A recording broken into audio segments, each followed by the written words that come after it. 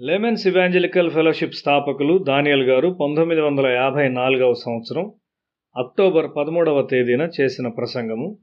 లూకా సువార్త 6వ అధ్యాయము 47-48 వచనాలు. నా యొద్దకు వచ్చి నా మాటలు విని వాటి చొప్పున చేయు ప్రతి వాడును ఎవని పోలియుండునో మీకు తెలియజేతును. వాడు ఇల్లు కట్టవలనని ఉండి లోతుగా త్రవ్వి బండ మీద పునాది వేసిన వాని పోలియుండును. వరద వచ్చి ప్రవాహము ఆ ఇంటి మీద వడిగా కొట్టినను అది బాగుగా కట్టబడినందున దాని కదలింపలేకపోయెను. ప్రజలు వారిండ్లు కట్టునప్పుడు వారు చాలా జాగ్రత్తగా కడుతూ ఉంటారు. వారు లోతుగా త్రవ్వుతారు. ఎందుకనగా వారి కుటుంబ సభ్యులందరూ ఆ ఇండ్లలో నివసించెదరు కాబట్టి.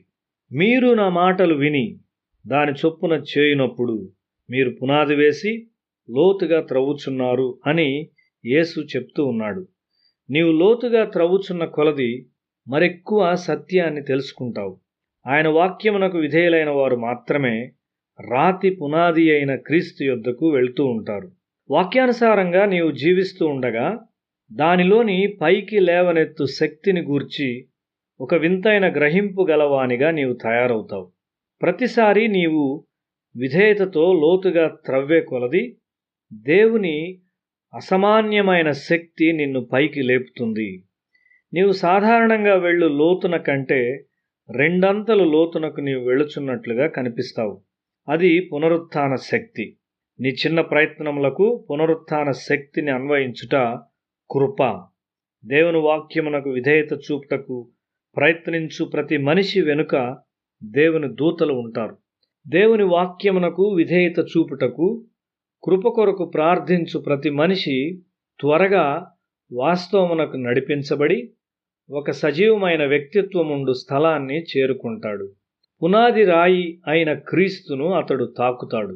ఒక్కసారి నీవు ఆయనకు పరిచయం అయితే నీ భయాలు తొలగిపోయి నీ పునాదిని కడతావు. నీవు నమ్మిన దేవుని వాక్యము కేవలము ఒక వాంగ్మయంలోని భాగమైన అక్షరాలు మరియు పదజాలము కాదు. అది క్రీస్తే. ఆయనే సత్యము. బలమైన నిత్యమైన రాయిని నీవు కట్టావు. అది తేనెతో నిండిన వాక్యము. ఆ తేనెను ఒకడు ఎక్కువగా తినలేడు. ప్రియమైన యవన ప్రజలారా, సర్వశక్తిమంతుడైన దేవుడు మీ జీవితాల్లో ఎంత మేరకు చేయాలని కోరుకొనుచున్నాడో మీరు ఎరిగి ఉన్నారా? ఒక ఇంజనీరు లోతుగా త్రవ్వి పునాది వేయి స్థలములోని నేల పరీక్షించేంత వరకు భారమైనటువంటి ఏ నిర్మాణాన్ని కట్టడు. నీ పేరు, జీవితము మరియు మాదిరి నిత్యత్వం కొరకు ఉండాలి. ఒక జాన్ వెస్లీ ఎన్నడూ మరణించడు.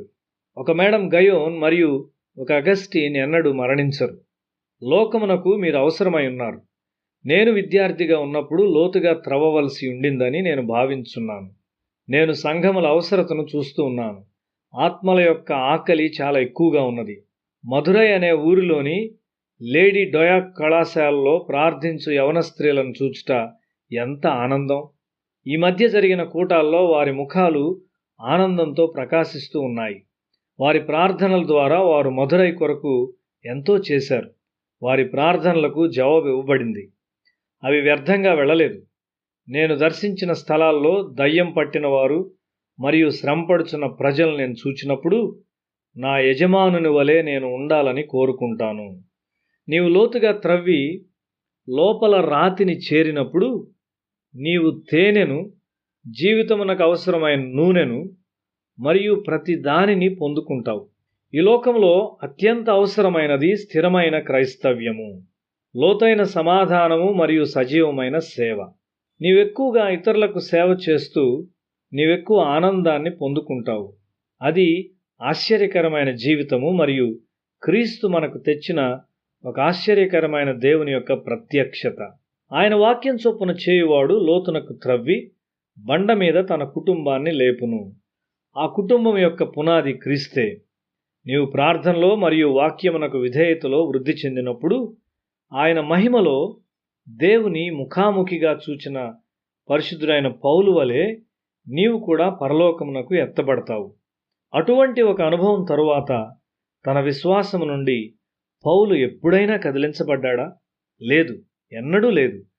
కాబట్టి రోమాపత్రిక 8వ అధ్యాయం 38-39 వచనాల్లో మన ప్రభు అయిన యేసుక్రీస్తులోని దేవుని ప్రేమ నుండి ఏది అతన్ని వేరు చేయలేదని మరణమైనను, జీవమైనను, దేవదూతలైనను, ప్రధానులైనను, ఉన్నవి అయినను, రాబోవినవి అయినను, అధికారులైనను, ఎత్తైనను, లోతైనను, సృష్టింపబడిన మరి ఏదైనను వేరు చేయలేవని చెప్తూ ఉన్నాడు. ఎంత ఖర్చైనను దేవునికి విధేయునిగా ఉండి లోతునకు వెళ్ళుము. అక్కడ మాత్రమే నీవు బండను కనుగొనగలవు. అక్కడ మాత్రమే నీవు తేనెను పొందుకొని నీ జీవితాన్ని తీయగా చేసుకుంటావు. మరియు నీతో కలుసుకొను ప్రతిదానిని నీవు తీయగా చేయుదువు.